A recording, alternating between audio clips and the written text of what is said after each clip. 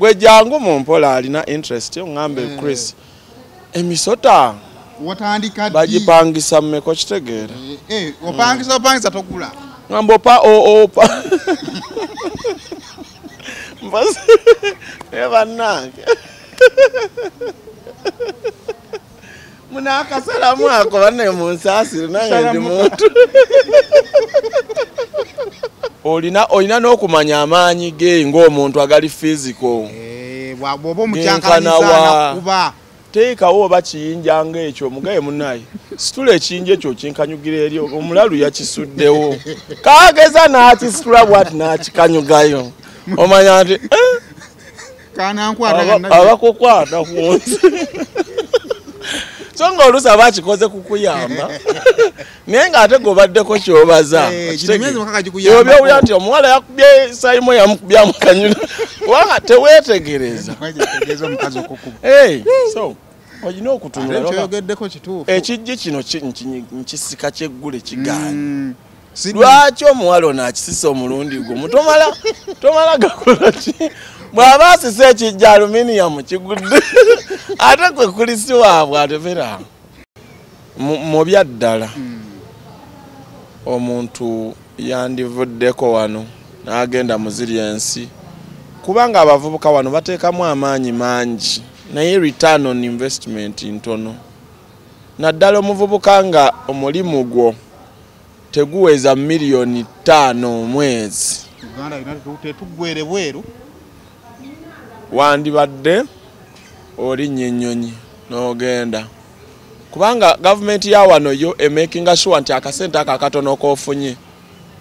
bakasolooza gavumenti ya wano etunulira nnyo okusolooza okwo ekitali eri official najo sinzira okubanga ate otulaba subscribing ku mukutu guno okusobola okubanga atofuna videos ezifaanagana bweziti banaffe aba Almutawa Enterprises batunda ttaka ku kadde 10 wefunira proti kale gendo berenga atojefunira Alhira Holdings Uganda Limited basimiba biodigester wegalo kusimira biodigester tanks na banonyeko Rosemary Beddings batunda bya mukisenge byonna nga ubuyo betaze ogenda basanga kasubi abotuka kubitala weyongera ngagene nankulabye ojjo basanga alemwe aba online business ye mkola empyeriwo osobola kubanga okola akasente ko mpola mpola ngoli ku mutimbagano dama abali mu Bulaya ng'okola ebbanga panvu wetaaga okuwummulamu naye nga tolina budde obwo bagamba osobola okuwummulamu ate nga bw'okola kasente mpola mpola kati kyogenda okolagenda ku www.jemimamrembe.com kubanga omanya ebisingawo oba onoonya Jamie Mentor ku Facebook oba oweereze message ku namba eya +44 bajja kubanga bakuwa details zonna kale banaffe aba Brain Parents Day and Boarding Primary School basangibwa Bukalango twalayo omwana abeerenga ate bamusomesa abeera omuntu obuvunaanyizibwa mu lusomo olujja olwa term 3 oba omwaka ogujja then banaffe brand shoppers basangibwa Kabalagala batunda ngoye z'abaana okuva ku lunaku olumpa ku myaka 12 byokuzanyisa babizitunda n'ebirala bingi nnyo okay ku set wano Lawrence kamera obanga okavalinga ng'omuntu si wa bulijjo bwe twatandikira TV otandikira ku ngatto bwoti n'oyambuka mpola mpola bwati owasegeera n'omuvimbisa mpola mpola ajja kunyigaddeyo mu ngoye z'enkadde omanyi mwe abatusudiya mwe mutuyamba obuteetuga naye ennaku zino ng'oyambala nnyo inake weekoledde mbanga gwe aweddemu amaanyi nti sikyalina bye nnyambala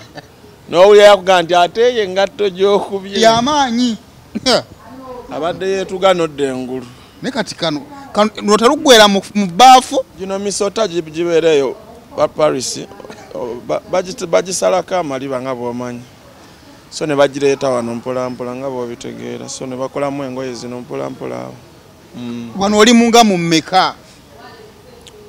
simanyi kubanga kyetwagala ku inspiringa abavubuka saawa zino ebyati era kati bw'oyogera essente omuvubuka ayinza ng'anyinza okufa nga sikoze eki nga sirwambaddeeko so gwe jangu mu mpola alina interest ngambe Chris emisota watandika bagipangisa mmeko kitegeera opangisa togula ngambo pa opa mbasi eva nange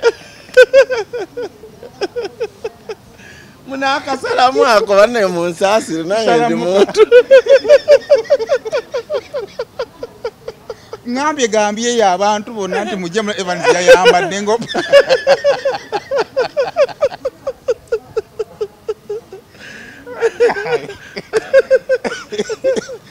abantu bazze wuyo omu babiri basatu bana batano bazze kola muyimbi wa Gamba yayambadde of course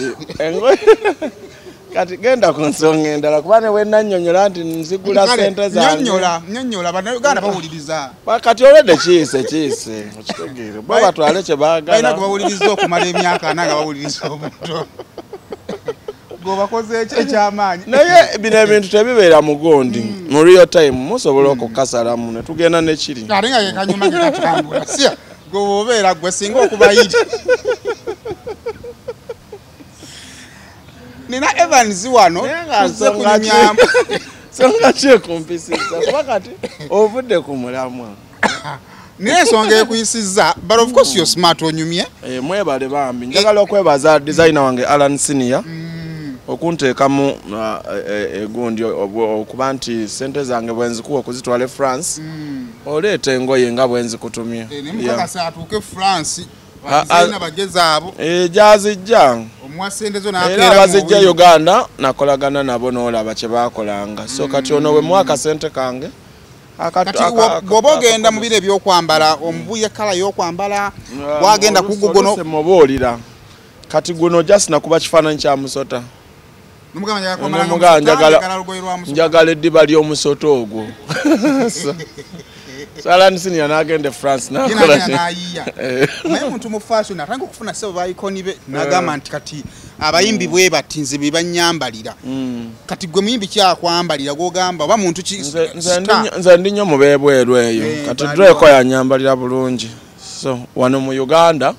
kyamagamaga Evans watandika okugoberera Drake ennyambala ndi nnyo mu nsi ezo okitegeera kulaba nti tubaako omutindo gwe tukola kikwagazisa Drake kuba nayo nsonga nkulu natunula nsooka kuwulira bintu bye byakola ne ŋŋamba okay n'abayimbi engeri gye bayayanamu okukola naye kolabo ne ŋŋamba kamunoonyerezeeko ate ye music we music naye byonna naye ng'okusinga nayagala nnyo sense of fashion gy'alina kale gwe tuli nayo olunaku olwaleero well dressed mu ddiba ogamba erya Cobra ya musota samanya kika kyagwo naye nze nagukubawo kuba ekifaananyi enguweereza Alan Senior bankoleremu olugoye naŋŋamba nti gana amali bagali France so kwe kumusindikira sente akole ki naye abavubuka temutya kitegeera kasente kangi naye ate bw'ojja n'ontuukirira tosobola okulaba okitegeera nange nasaali bwenti naye nina bye nakola ki nali luli oli ku TV nga ndaba akayimbako ne Pastor Bugembe ng'olaba akasweta ke nalimu akasweta kanak'obukubo kano nga kalina obulago obunene designer naye namuwa sente nnyingi nnyo oyo gw'olaba so naye ogenda oyiga mpola design oyo yali akubba okitegeera nti kati ono anfera okitegeera yakwambaza akasweta n'akuwa jento n'omusonso bweguti naye ebiseera ebyo n'abantu bennyini tebaabiriiko okitegeera ali kikalera ku kkulu abakola ku site bagamba oli smart just mala kujja obujja video negamba naye kituufu owaayi kuli kayo Canada navuddeyo twanyumiddwa bingi bye twanyumiddwa bye tutakyasobola nakwogera wano kyenjagala okubulya bw'obeera eri ebweru oba ofuna ku mirembe jjukira tewaba akulingiriza nti Evans wuuyo biki kati okola buli kyoyagala ate bwe kyagudde ku ggwe n'oweegiriza so twabadde twetala tudda muno promota akunoonya takulaba baadde balowooza mmombye n'okubomba ate ako kyekyasoose naye bagenza olaba time ya show nga ntuuse ne banga omusajja bwedda mwali ekyasoose eno nnyonyi ebadde yakumeka kandi nnyonyi nnyingi sobola kubala Canada ebadde yakugwa mundi gwakumeka Canada yo gwe gwadde gusooka badde nnyo mu Dubai, America, South Africa bweziti mara batandise okuboola ennyonyi batugambye ffe ab'ebiwalabu tetutandika tulekerawo zibala nedda buli muntu Katonda wakutuusiza weweebaza kubanga ate Katonda bakyaleeta ebyamaanyi bingi embulamu bwo naffe we twatandikira nga tomanyi nti olibaako omuntu kitegeera era abantu batuyisaamu amaaso naye nga njagala okwebaza abantu mwenna abaataninze Uganda Canada abajja mu bivulu okusinga twadde nnyo n'abazungu bazungu bebaze okuya mulungi anti kati mwe abantu mulowooza nti omuntu olina kuyimba Luganda abantu okukola ki nti bw'oyimba Oluganda nti bannayuganda era be bakola ki no music is a language yo yennyini so era singa wetegereza abazungu babaddemu bangi nnyo naawe waawo ne bannayuganda babaddemu naye okusinga twabadde tutunda ekintu kye bayita abantu ba Africa culture yaffe ogitunda eri abazungu ne bannayuganda bennyini kyokutegeeza munnayuganda gwe Saime yagenda oba gwe Keize yagenda America nti munnaayi akaanako kaleke kasigalemu empisa zaki za wano okitegeera kyovula njagala okwebaza abakulu aba African Decent Ontario abategese ekintu ekya African Decent Summit tekigendererwa kyabwe kyabadde kyakulaba nti abantu abategeeza tibanne muli bannayuganda okitegeera wadde oyogera oluzungu n'okoma eri naye sigala ng'omanyi nti kabaka wange ye Ssaabasajja kabaka muwenda Mutebi mwogere ku Luganda okitegeera ate temugendeyo okubulirayo kujjako nga mbeera naye manya nti buli kyokola kikole kukomawo wano obeere bulungi ng'oli wano investment ziteeke wano kubanga wano weewammwe tegeera kalichayo okitegeera manya nti nze neddira nte kikubeere mu bwongo Bulaaya koppayo ebirungi ebiriyo ebibyo bikole ki obireke kuba ebirungi gyebiri naye n'ebibi gyebiri naye osanga omuntu ng'atuuseeyo agambye kati ate nze ndi kino kitegeera naye ate ng'okimanyi bulungi tikalichayo ekintu ekyo tekikkiriza sigala mu eyo kalicha n'abaana bo kibatendeke so kyetugezaako okubategeeza bakufudde ambassador era already ndi ambassador lwakuba n'obadde tokimanyi ndi ambassador wa African Decent Ontario lwakuba nti nga bw'omanyi kati nga bw'obyogeddeko kambi bagambe nvunaanyizibwa okulaba nti nkwasaganya embeera ez'abaddugavu okuba nti bategeera kalicha yaabwe wadde nga bali Bulaaya basigalamu ekyo okitegeera okutegeera nti gye bava the people of African Descent basinzira ku kyo ku ambassador balaba enkola yange baali banneetegereza ebbanga lyonna nga bansomako ku Google bazungu bannanyiniyo abamu bazungu abalala baddugavu abazungu babateekako okuba nti bakolawo mediation wali eri katumba mukola activities kiwe bwe tutuukayo abaana bajja ne basona emikeeka ne tubalaba abaana bwe basona emikeeka ne tuyigiriza abaana okufukamira biki then at the end of the day ne tubayimbiramu ne tubawamu entertainment okuluka ebibbo ne tubagaba naffe waffe tukola bwe tuti abayizi bakola bwe bati omuntu n'ategeera bw'oba musoga ne bakujjukiza nti banne ekyabazinga okitegeera buli muntu kalichaze ezenja bayinenge facility najja nazinamu awo amazina n'olaba omusoga amazina gaba gati omugisu najja okitegeera n'akubamu akadodi nojjukira nofuneeyo feeling nti bannaye ndi mufirika n'okwongera okubaagaza ensi yaabwe manye n'ensi olw'okuba nti bingi nnyo ebitaliiwo ebye beetaaga batuuka ne balaba ng'ensi embi naye tubazzaamu eyo fiiru ey'ekiddugavu so kati activities kyena ze mukola okuleka eno gye mwabadde mu event gye mwabadde activities okubayigiriza okukola tuleeta abantu abakikubye okitegeera nga bw'ogamba nti kati ono lecturer okitegeera mu University of Ontario wakabi yajja n'asoma n'akikuba n'afuuka professor n'omuleeta n'annyonnyola abantu nze nakikola nti okusurviving ate nesikoma ku surviving wabula nembeera boss nembeera ne office kitegeeza n'omwaka ogujja gyeri ebeerayo buli mwaka era abaagala okgenda basobola okuba nti banoonyako ba-applyinga ku African Decent Ontario osobola banoonyako ku mutimbagano Facebook oba TikTok n'obaweereza inbox African Decent Canada ng'oli ebweru olina ekikyala kati mwali mu activity kyeyo ekikyala oyo yali sister wa Chosen Mbeki erinnya bamuyita ndyerabidde naye yali sister wa Chosen Mbeki nga wabeera nnyo naye just yansitulaawo nga bw'omanyi oba nze namusitula oba ye yansitula sikyabijjukira byakutabukako naye twali mu vibe nga bw'omanyi nga muli bweru okitegeera bale tukulaba ng'oli mu vibe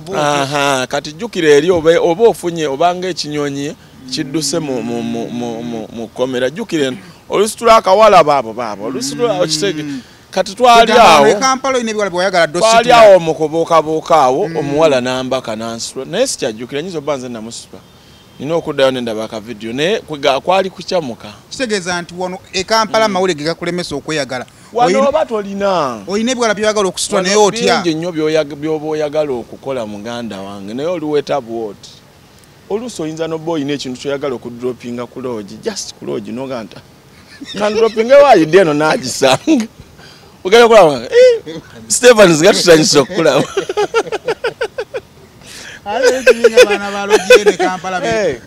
odropingawo ndaga muntu anodda olweggulo ogikimi ogenda abawala bavuddeyo mu ddirisa banaye Stevens ndaga muntu yange kaŋŋende nayo so we watuuse eri n'ogamba Mukama Katonda weebale twabadde tweyagala ku bingi nnyo bye twakoze era nsaba Chosen Becky toyogera kintu kyonna kye twakoze muganda Chosen Becky ne muganda byonna bye twakoze temubyogera kuba kwabadde kunyumirwa kyoba omanya ayagala tubunanga agatuuse e Kampala agaliwo okuva e Canada Chris Evans yafunyedde omukyala amuwasa nedda sisobola kwagala sister wa Chosen Becky bambi kubanga simanyi nnyo mpisa ze twesanga eyo Canada nze mba njagala nnyo ne neetegereza omuntu kumpi kumutunula mbyenda kitegeera afuna omukazi gw'owasa gwe anti kirungi nnyo ne weetegereza kuba omuntu ogenda bba naye obulamu bwo bwonna ate lwaki oba oyagala omulabire mu nnaku bbiri osiime okitegeera omuntu kasi otegeera n'akusanyusa n'alabika bulungi ebirala ogenda obitegeera mpolapa naye ekiwala ky'amaanyi emabega bw'ekiti bwe kiyimirira kati ebyo byonna saabyetegereza kuba tubadde n'obudde butono naye nze kyenjagala tewakiraba erivansi wano bw'oba owasa sokolineko tewakiraba erivansi anti obudde n'adde na butono kitegeera naye nze mba njagala kutunuulira muntu gwe mmaze naye ebbanga ddene omukazi owakabina oyinza obutabuta anti okuwasa kusukka ku ebyo mbu simanyi hips biki kitegeera nze njagala nembeera n'omuntu akabanga omukazi oyagala mumutegerereza bbanga era y'ensonga lwaki bantutteko nnyo abakazi buli mukazi gwe mba njagala okuba nga atwala ogenda okutuuka nti Kristo njagala naye ndi lubuto ogenda kunkola otya nemugala naye bulijjo obusente bwempeereza tobulaba nti bulijjo ze manyi oweerezanga mwannyinaze so mu process y'okubeetegereza bangi nnyo babafunisiza embuto mba nemanyi osooka n'okwana omuwala n'otandika omukwana nga bweweetegereza okitegeera kati sitera kupapa kubajjukira ne mu kupapa mulimu okuwaayo akasente gyokoma okuba nga akivuga speed kati n'omuwala naye aba ayagala adduke mangu akubeeko kyakola ki kyakugjamu okukakana nga akubye sente kati golo jjajja yagamba omukyalo inamuwa bbanga ky'omwetegereza okusinga njagala nnyo okulaba empisa ze bye mu bbanga kyawo ekitono ennyo nga myezi 6 waakiri ekitono awo oba omaze okulaba bw'anyiiga akola atya alinamu amaanyi olina n'okumanya amaanyi ge ng'omuntu agali physical bw'oba omukyankalisa kuba teekawo oba kiyinja ng'ekyo mugaye munnaye situla ekiyinja ekyo kinkanyugira eri omulalu yakisuddewo kaageza n'akisitula bwati n'akikanyugayo omanya nti abakukwata kunsi so ng'oluusi aba akikoze kukuyamba naye ng'ate g'obaddeko kyobaza obyowulira nti omuwala yakubye sayimo yamukanyula kubanga teweetegereza so olina okutunulayogeddeko kituufu ekijji kino nkisika kyeggule kigaanyi lwaki omuwala ono akisisa omulundi gumu tomala gakola ki bw'aba asisa ekijja aluminiyamu kigudde ate kwe kulisi waabwe atebera bakukanyuga eri bingi nnyo by'olina okwetegereza nagamba yalinnya atya okitegeera ninja so muwulira obukoonaawe tonava munaga babebi tofayo kangende ndaba ekiri wawe ababbi bakonkona owulira mwenna mwegaliddeyo omukazi avaayo mbukandabe ebyo byolina okwekkaanya wadde asuzeewo kiro kimu naye manya bw'aba ali redde okufesinga ababbi head to head ate olwo gwomu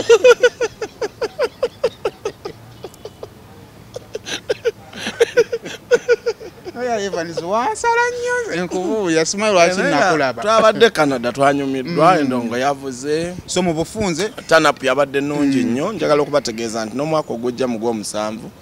ekintu kigenda kukwata fire mwetegeke abaagala okugenda eyo mu African Descent mulabe mu exhibiting mu showcasing African talents zammwe muntuukirira abantu abo bantu balungi nnyo so mu bufunze abamawulire ffe tubeera eno nga Evans mukwano gwange nojja nakuwa emboozi nekwawula ne Evans tetukkiriza mboozi yonna ya Evans yanzaalamu omwana ene Canada tamulabirira naye alowooza abo ab'e Canada balina obudde obuzaala tebalina bali bize nnyo nnyo ne bw'okwana omuwala bwe mutuuka olw'eggulo mbu mukola programu musinkana abakudyote kugamba mukoma kunyumyamu awo munyumya naye tebalina budde kyobamanya bali too busy ekisa Canada tolina kyobalayo era oyagala okwongera ku byenfunayo tukuleetedde online business munnayuganda naawe awangalira mu nsi ez'enjawulo omukisa guguno okwekolera ku ssente ng'okolera wooli nga kiweetaga essimu yo oba kompyuta nga birina internet otandika okuyingiza ensimbe tuzze okuyamba gwe ayagala side income ayagala okukolera ewaka akweye okukozesebwa naawe atalina mulimu tulina abagenda okukuyambako okuyisa mitendera gyonna naawe otandikewo online business yo weenogere ku ssente tufune ku website yaffe eya www.jamimamirembe.com tukubire oba tufune ku WhatsApp eya +44 794 901 M033 ku Facebook tuli mu linnya erya Jami Dimenta. Almutawa Enterprises Limited bano bakugu nnyo musonga za real estate season na oyagala kutunda oba kugula ttaka wekwate Almutawa Enterprises Limited tulina ploti ez'enjawulo enteketeko bulungi ate nga ne bbeeyi yaazo esobokera ddala ensonga zonna ez'ettaka wamu n'okulikulaakulanya tuzikolako tugula sako n'okutunda amayumba era tusolooza n'abapangisa oba okulabirira ennyumba zo abakozi baffe bonna bakuguka era bakozesa mazima meereere tusangibwa ku Hoima Road Nasana Municipality Wakiso District Esimu 0756 oba 0705 tufuna ku WhatsApp +963623888 eno nene leero lwansonga nti nno era n'ekifo kya bbaala na restaurant so kiba kitegeeza abantu baba bangi nnyo okwawukana ne kuyawaka yes kyobula bw'oli akuba ne tumugamba nti nno oyagala yaki alina kugamba njagala ya waka njagala ya bbaala yange oba njagala ya apartments zange kakati eno y'abantu bisatu so kupita ejja tuuka ekiseera ekole ki ejjule nga yeetaaga okugogolamu kati dhani omuntu okujja n'ajjamu amayinja kati aleeta buleesi lupiira ne lusonseko mu pipe eyo ne lunywamu amazzi ago kale nonya kuba nafa Aulia Holdings ngokozesa enamba ez'essimu okusobola okubeera nga ate bakutera biodigester tank bw'ogenda Canada ng'oyagala kusigalayo nolowooza mbu ogenda beeramu ebyo by'abakazi oba omukazi ng'oyagala kubambya abasajja obudde tosobola bufuna abasajja beeri bali busy abakazi bali busy so ogenda ng'omanyi ogenze kukola kasente ko okomewo wano owase omukyala wo. On a serious note wabadde Canada waliwo omuvubuka ali eyo atulaba agamba nze Katonda nampa omukisa gwa Evans gwe yafunye siddayo I believe obadde wagenda mu project zamwe zobadde okola but at least obadde olaba omuvubuka oyinza mu amagezi kwa abavubuka bambi baagala okulinnya ennyonyi yagamba yalaba nti wali kiddako buli kiddako kiri bweru okusinzira ku experience yo nga Evans kyewalabye nze kye nalabye mu byaddala omuntu yandivuddeko wano n'agenda mu ziri ensi kubanga abavubuka wano bateekamu amaanyi mangi naye return on investment ntono naddala omuvubuka nga omulimu gwo teguweza miliyoni 5 omwezi Uganda tetugwere bweru wandibadde olinnya ennyonyi n'ogenda kubanga gavumenti ya wano yo emakinga sure nti akasente akatono k'ofunye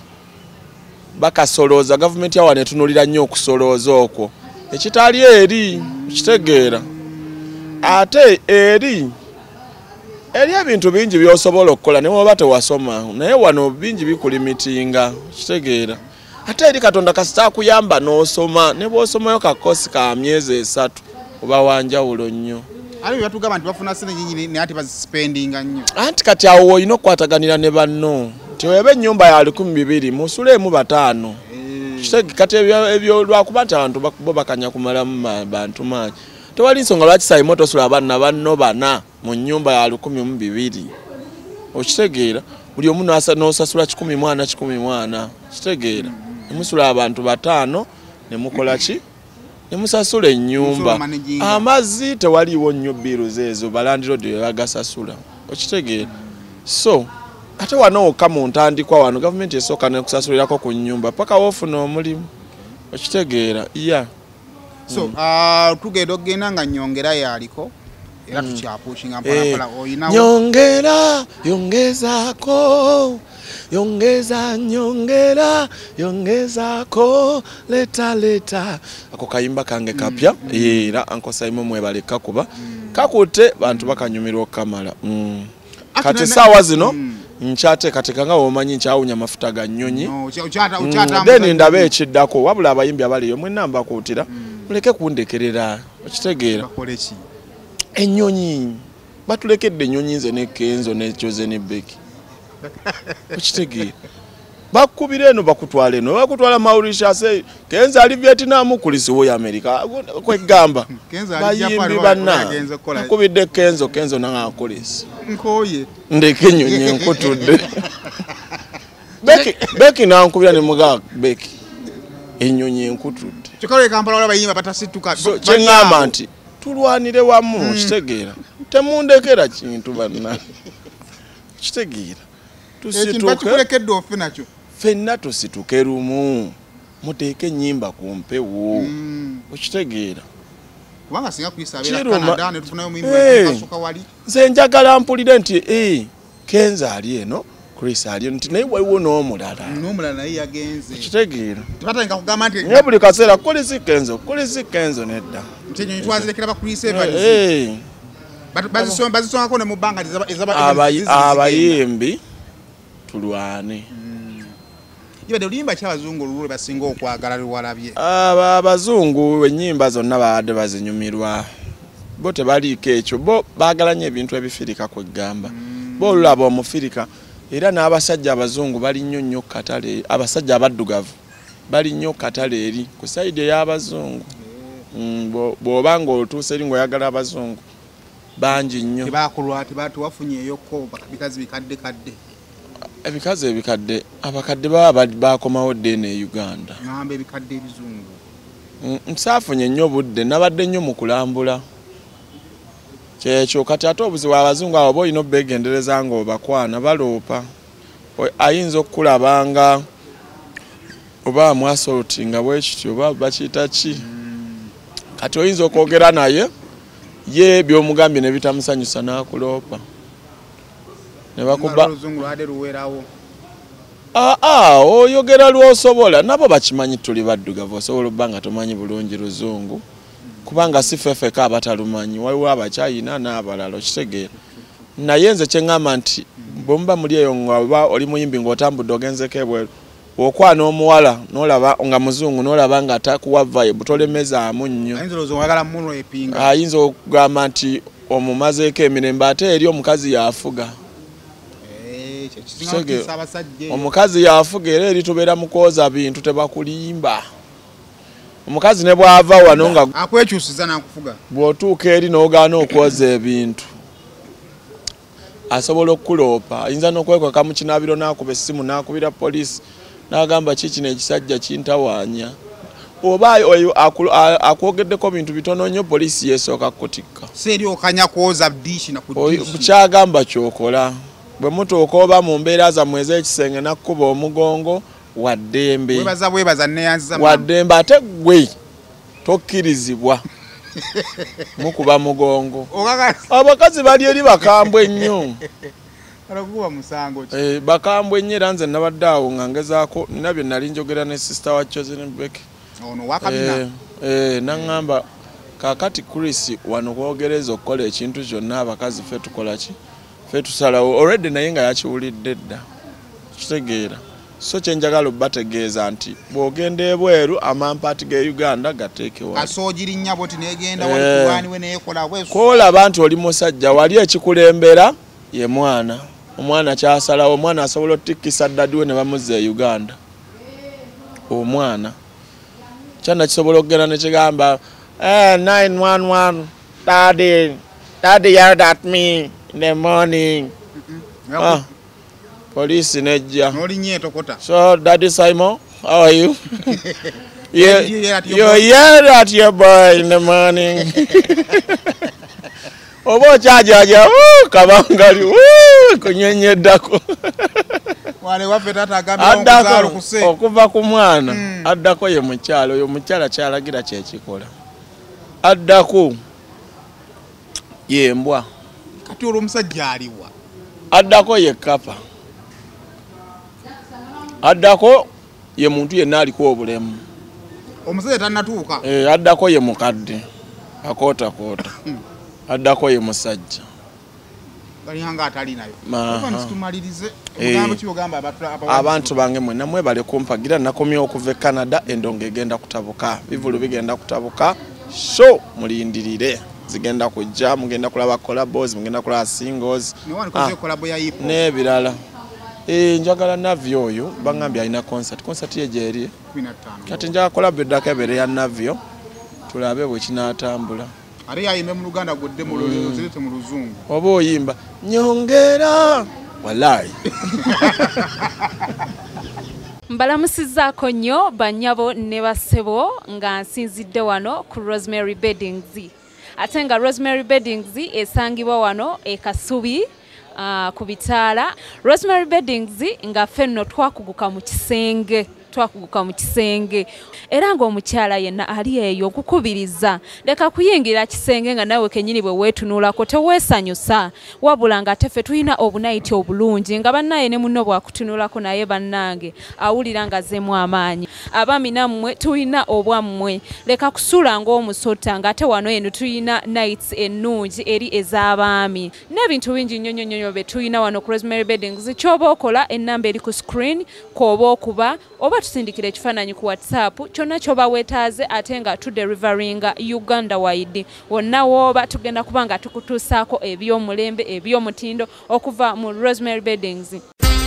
Kampala Polytechnic Mengo eyita abantu bonna abagala okusoma course ku ddala lya higher diploma, national diploma ne national certificate nti okwewanisa kugenda mu maaso mu courses nga fashion and design, hairdressing, catering, building and construction, electrical installation, auto mechanics ne plumbing. Okwewanisa kugenda mu maaso eri abamaze senior 6 nga bagala diploma, abamaze senior 4 ne P7 nga bagala certificate. Tukyalire leero ku Kabaka Njagala Road okuliraana olubiri lwa Kabaka kumpi ne Allcom petrol station oba tukubire ku 0414 27 26 73. Kampala Polytechnic Mengo mujjemu ewandiisa. Omuzadde essomero wogenda okusomeseza omwana wo naawe weewuunya engeri gy'akyuka mu byenjigiriza lyerya Brain Parents Day and Boarding Primary School erisangibwa e Bukalango. Ssomero lya bawala n'abalenzi okuli abava awaka n'ab'ekisulo nga liviira ddala ku nassale okutuukira ddala ku kibiina ekyomusanvu. Essomero lino lya mulembe nnyo nga lisangibwa mu kifo ekyagazisa omuyizi okusoma obulungi. Tulina ebibiina ebigazi ate nga birabika bulungi. Endabirira y'abayizi ey'omulembe n'ekifo we bajjanjabirwa omuli abasawo abakugu so nga n'abayizi balina tanka kwe banywa amazzi amayonjo. Dormitories zaffe nteeketeeke bulungi omutali mujjuzo ebifo eby'enjawulo abaana we bazannyira awali n'ebyokwerinda ebinywevu. Tutumbula ebitone by'abaana okuyita mu by'emizannyo katemba n'okuyimba nga tulina ne swimming pool abaana mwe bayigira okuwuga saako n'okubayigiriza emirimu egy'omutwe ng'okufumba. Emmotoka zo we ziri eziwerera ddala okutambuza abayizi ababava awaka. Brain Parents Day and Boarding Primary School lisangibwa Bukalango. Okumanya ebisingawo osobola okututuukirira ku nnamba z'essimu ez'owammanga.